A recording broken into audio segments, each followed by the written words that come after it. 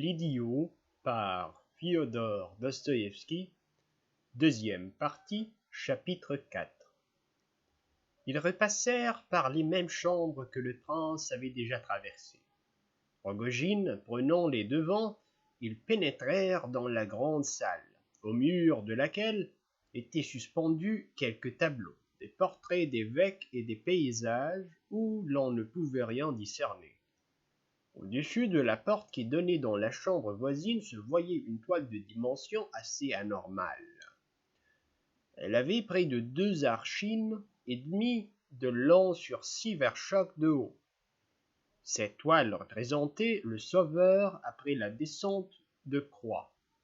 Le prince la regarda sans s'arrêter, avec l'air d'évoquer un souvenir, et voulut gagner la porte.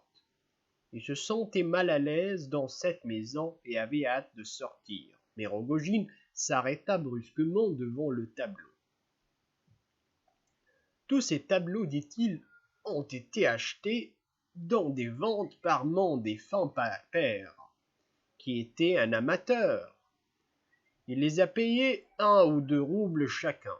Un connaisseur qui les a tous examinés a déclaré que ce n'étaient que des croûtes, sauf celui qui se trouve au-dessus de la porte. Celui-là, mon père l'a payé 2 roubles.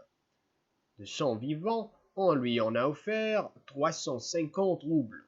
Puis un marchand qui est grand collectionneur, Ivan Dimitrich Saveliev, en a proposé 400 roubles. Enfin, la semaine passée, il a été jusqu'à en offrir 500 à mon frère Semyon Semyonovitch. J'ai préféré le garder. Mais c'est une copie de Hans Holbein, fit le prince après avoir examiné le tableau. Et sans être grand connaisseur, je crois pouvoir dire que c'est une excellente copie. J'ai vu l'original à l'étranger et je ne puis l'oublier. Mais qu'est-ce qui te prend ? Rogojine, cessant soudain de regarder le tableau, s'était remis à marcher. Certes, ce geste impulsif pouvait s'expliquer par sa distraction et par son état particulier d'énervement. Mais le prince fut choqué de le voir couper court à une conversation qu'il avait lui-même engagée. « Dis-moi, Léon Nikolaïvitch, il y a longtemps que je voulais te poser une question. Crois-tu en Dieu, oui ou non ?» demanda à brûle-pourpoint Rogojine après avoir fait quelques pas. « Quelle singulière question, et quel regard tu l'accompagnes ?» observa involontairement le prince. Il y eut un silence. « Moi, j'aime à contempler ce tableau, » murmura Rogojine, comme s'il avait oublié sa question. « Ce tableau ?» s'écria le prince sous le coup d'une subite inspiration. « Ce tableau ? Mais sais-tu qu'en le regardant, un croyant peut perdre la foi ?» « Oui, on perd la foi, » acquiesça Rogojine d'une manière inattendue. Ils arrivèrent au seuil de la porte. « Comment peux-tu dire cela ?» s'exclama le prince en s'arrêtant brusquement. « Tu as pris au sérieux une réflexion qui était presque une boutade.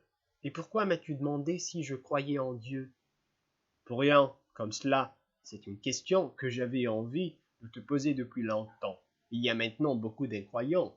Toi qui as vécu à l'étranger, tu dois pouvoir me dire s'il est vrai, comme me l'a affirmé un ivrogne, qu'il y a plus d'athées en Russie que dans tous les autres pays. Cet individu a ajouté « Il nous est plus facile à nous d'être athées parce que nous sommes plus avancés qu'eux. » Rogojine souligna sa question d'un rire sarcastique. Puis d'un geste brusque, il ouvrit la porte et, la main sur le bouton, attendit que le prince passât. Celui-ci parut surpris, mais s'exécuta. Rogojine le suivit sur le palier et referma la porte sur lui. Ils restèrent l'un devant l'autre avec l'air d'avoir oublié où ils étaient et ce qu'ils allaient faire. « Adieu !» fit le prince en lui tendant la main. « Adieu !» répéta Rogojine en serrant avec vigueur mais machinalement la main tendue. Le prince descendit une marche et se retourna. Il était visible qu'il ne voulait pas quitter ainsi Rogojine. « Pour ce qui est de la foi, dit-il en souriant et en s'animant à l'évocation d'un souvenir, j'ai eu la semaine dernière 4 conversations à ce sujet en 2 jours. Un matin, en voyageant sur une nouvelle ligne de chemin de fer, j'ai fait la connaissance d'un certain S, avec lequel j'ai causé pendant 4 heures. J'avais déjà beaucoup entendu parler de lui, et l'on m'avait dit entre autres choses qu'il était athée. C'était un homme très instruit, en effet, et je fus heureux de trouver l'occasion de m'entretenir avec un véritable savant. En outre, il était d'une parfaite éducation, de sorte qu'il me parla comme à un homme qui aurait été son égal, sous le rapport de la culture et de l'intelligence. Il ne croit pas en Dieu. Cependant, une chose me frappa en discutant ce sujet. Il avait toujours l'air d'être à côté de la question, et cette impression, je l'avais déjà éprouvée toutes les fois que j'avais rencontré des incrédules ou que j'avais lu leurs livres. Il m'avait toujours semblé esquiver le problème qu'ils affectaient de traiter. Je fis alors part de cette observation à S, mais je dus m'exprimer mal ou peu clairement, car il ne me comprit pas. Le soir du même jour, j'arrivai dans une ville de province pour y passer la nuit. Je descendis dans un hôtel où un crime avait justement été commis la nuit précédente. C'était encore le sujet de toutes les conversations au moment de ma venue. Deux paysans d'un certain âge, qui se connaissaient de longue date et qui étaient liés d'amitié, avaient loué une petite chambre en commun pour passer la nuit après avoir pris leur thé. Ils n'étaient ivres ni l'un ni l'autre. L'un d'eux remarqua que son compagnon portait depuis 2 jours une montre qu'il ne lui avait pas vue auparavant. La montre était en argent et suspendue à une tresse jaune ornée de perles de verre. Cet homme n'était pas un voleur, c'était même un honnête homme, et il était, pour un paysan, très à son aise. Mais la montre de son ami excita en lui une telle convoitise qu'il finit par succomber à la tentation. Il s'arma d'un couteau, et lorsque l'autre eut le dos tourné, il s'approcha de lui à pas de loup, calcula son geste, leva les yeux au ciel, se signa et prononça avec ferveur cette prière. « Seigneur, pardonne-moi pour l'amour du Christ !» Là-dessus, il trancha d'un seul coup la gorge de son compagnon, comme on saigne un mouton, et il lui prit sa montre. Rogojine partit d'un bruyant éclat de rire. Son hilarité avait quelque chose de convulsif. Elle détonnait, succédant chez lui à l'humeur sombre dans laquelle il avait été plongé jusque-là. « C'est adorable, franchement, on ne trouverait pas mieux, s'exclama-t-il d'une voix haletante, presque à bout de souffle. L'un ne croit pas en Dieu, l'autre y croit tellement qu'il fait sa prière avant d'égorger les gens. Non, mon cher, on n'invente pas une chose pareille. Ah ah, cela dépasse tout. » Le lendemain matin, j'allai faire un tour en ville, poursuivit le prince dès que Rogojine se fut calmé, bien qu'un rire intermittent et spasmodique continue adhérer sur ses lèvres. J'aperçus un soldat ivre, complètement débraillé, qui titubait le long du trottoir en bois. Il m'accosta et me dit « Achète-moi cette croix d'argent, Barine. Je te la cède pour 20 kopecks, elle est bien en argent. » Et il montra fixée à un cordon bleu très usé une croix qu'il venait probablement d'ôter de son cou. À première vue, c'était une croix d'étain à 8 branches, de grande dimension, avec un relief de style byzantin. Je tirai une pièce de 20 kopecks et la lui donnai. Puis je me passai la croix autour du cou. Je lus sur sa figure la joie qu'il éprouvait à l'idée d'avoir roulé un barine stupide, et il courut sans aucun doute au cabaret pour y boire ses 20 kopecks. À ce moment-là, mon ami, tout ce que j'observais en récit produisait sur moi la plus vive impression. Autrefois, je ne comprenais rien à notre pays. J'étais un parfait ignare. À l'étranger, pendant les 5 années que j'y ai vécu, je n'avais gardé de la Russie qu'un souvenir fantaisiste. Je poursuivis ma promenade et je me dis, j'attendrai encore avant de faire condamner ce Judas. Dieu sait ce qui se passe dans ces pauvres cœurs d'ivrogne. En rentrant à l'hôtel, 1 heure plus tard, je rencontrai une paysanne avec un nourrisson dans les bras. C'était une femme encore jeune, et l'enfant pouvait avoir 6 semaines. Il souriait à sa mère pour la première fois, disait-elle, depuis sa naissance. Je la vis se signer soudain avec une indicible piété. Pourquoi fais-tu cela lui dis-je. J'avais alors la manie de poser des questions. Autant, répondit-elle, une mère éprouve de joie en voyant le premier sourire de son enfant, autant Dieu en éprouve chaque fois qu'il voit du haut du ciel un pécheur le plier du fond du cœur. Voilà presque textuellement ce que m'a dit cette femme du peuple. Elle a exprimé cette pensée si profonde, si subtile, si purement religieuse, où se synthétise toute l'essence du christianisme, qui reconnaît en Dieu un Père céleste, se réjouissant à la vue de l'homme comme un père à la vue de son enfant. C'est la pensée fondamentale du Christ, une simple femme du peuple. Il est vrai que c'était une mère, et qui sait si ce n'était pas la femme du soldat qui m'avait vendu la croix. Écoute-moi, Parfion. Tu m'as posé tout à l'heure une question. Voici ma réponse. L'essence du sentiment religieux échappe à tous les raisonnements. Aucune faute, aucun crime, aucune forme d'athéisme n'a de prix sur elle. Il y a et il y aura éternellement dans ce sentiment quelque chose d'insaisissable et d'inaccessible à l'argumentation des athées. Mais le plus remarquable, c'est qu'on observe cela nulle part avec autant de clarté et de spontanéité que dans le cœur des Russes. Voilà ma conclusion. C'est une des premières convictions que j'ai acquises en étudiant notre Russie. Il y a de belles choses à faire, Parfion, surtout sur notre terre russe, crois-moi. Rappelle-toi les rencontres et les entrevues que nous avons eues à Moscou à une certaine époque. Ah, je n'avais aucune envie de revenir ici maintenant, et je ne pensais pas du tout te rencontrer dans de pareilles conditions. Enfin, n'en parlons plus. Adieu, au revoir, que Dieu ne t'abandonne pas. Il fit demi-tour et descendit l'escalier.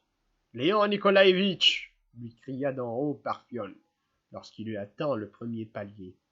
Cette croix que tu as achetée aux soldats, l'as-tu sur toi? Oui, je l'ai sur moi, dit le prince en s'arrêtant. Montre-la-moi. Encore une nouvelle fantaisie. Le prince réfléchit un instant, remonta l'escalier, et sans détacher la croix de son cou, la fit voir à Rogojine. Donne-la-moi, dit celui-ci. Pourquoi est-ce que le prince avait de la répugnance à se séparer de cette croix. Pour la porter, je te donnerai la mienne à la place. Tu veux que nous échangions nos croix? C'est bien, Parfion, si tu le désires. Je ne demande pas mieux, selon notre fraternité.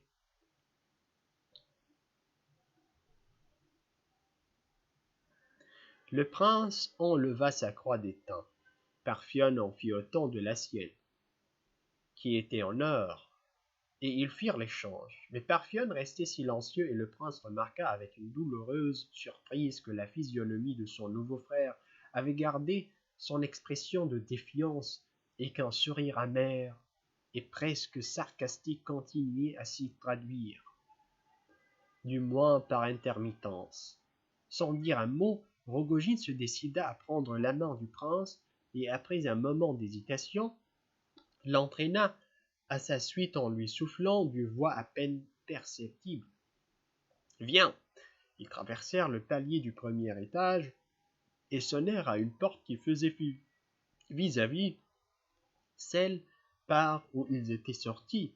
On vint rapidement leur ouvrir une petite vieille, toute voûtée et vêtue de noir, la tête enveloppée d'un mouchoir, fit sans desserrer les dents un profond salut à Rogojine. Celui-ci posa à la veille une rapide question et, au lieu d'attendre la réponse, conduisit le prince à travers une suite de chambres obscures, froides et parfaitement tenues, où s'alignaient d'austères vieux meubles, recouverts de pousses blanches et propres. Puis, sans s'annoncer, il le fit entrer dans une petite pièce qui ressemblait à un salon et que partageait une cloison d'acajou, avec de portes aux extrémités. Cette cloison devait dissimuler une chambre à coucher. Dans le coin du salon, près d'un poêle, une petite vieille était assise dans un fauteuil. Elle ne paraissait pas extrêmement âgée. Son visage, plein et assez frais, était plutôt agréable, mais ses cheveux étaient tout blancs, et au premier coup d'œil, on s'apercevait qu'elle était complètement en enfance.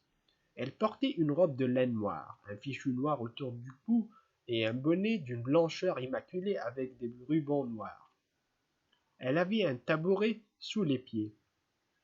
À son côté se tenait une autre petite vieille proprette, qui paraissait plus âgée et vivait sans doute à ses crochets. Vêtue de deuil et coiffée, elle aussi, d'un bonnet blanc, elle tricotait silencieusement un bas. Ces deux femmes ne devaient jamais échanger une parole. À la vue de Rogojin et du prince, la première vieille fit un sourire et témoigna de son contentement par plusieurs petits saluts avenants. Mère, dit Rogojin après lui avoir baisé la main, je te présente mon grand ami, le prince Léon Nikolaïevitch Mouichkine. Nous avons échangé nos croix. À Moscou, il a été pendant quelque temps un frère pour moi et m'a rendu de grands services. Bénis le maire, comme tu bénirais ton propre fils. Attends, chère vieille, laisse-moi disposer ta main pour... Mais la vieille, sans attendre l'aide de Rogojin, leva la main droite, joignit trois doigts et par 3 fois bénit dévotement le prince. Après quoi, elle lui fit encore de la tête un petit signe plein de douceur et de tendresse. Allons-nous-en, Léon Nikolaïevitch, dit Parfion. Je ne t'avais amené que pour cela. Lorsqu'ils se retrouvèrent dans l'escalier, il ajouta. Tu vois, ma mère ne comprend rien de ce qu'on dit. Tu n'as pas saisi le sens de mes paroles, et cependant, elle n'a pas saisi le sens de mes paroles, et cependant, elle t'a béni. Elle a donc agi spontanément. Allons, adieu, pour toi comme pour moi, il est temps de nous séparer. Et il ouvrit la porte de son appartement. Laisse-moi au moins t'embrasser avant que nous nous quittions. Quel drôle de corps tu fais, s'écria le prince en regardant Rogojin avec un air de tendre reproche. Il voulut le prendre dans ses bras, mais l'autre, qui avait déjà levé les siens, les laissa aussitôt retomber. Il ne se décidait pas, et ses yeux évitaient le prince. Bref, il répugnait à l'embrasser. Les craintes, murmura-t-il d'une voix blanche et avec un étrange sourire. Si je t'ai pris ta croix, je ne t'égorgerai tout de même pas pour une montre. Mais son visage se transfigura brusquement. Une pâleur affreuse l'envahit. Ses lèvres frémirent. Ses yeux s'allumèrent. Il ouvrit les bras, étreignit avec force le prince contre sa poitrine et dit d'une voix haletante. Prends-la donc si c'est la volonté du destin. Elle est à toi. Je te la cède. Souviens-toi de Rogojin. Et s'éloignant du prince, sans lui jeter un dernier regard, il rentra à la hâte dans son appartement en refermant bruyamment la porte sur lui.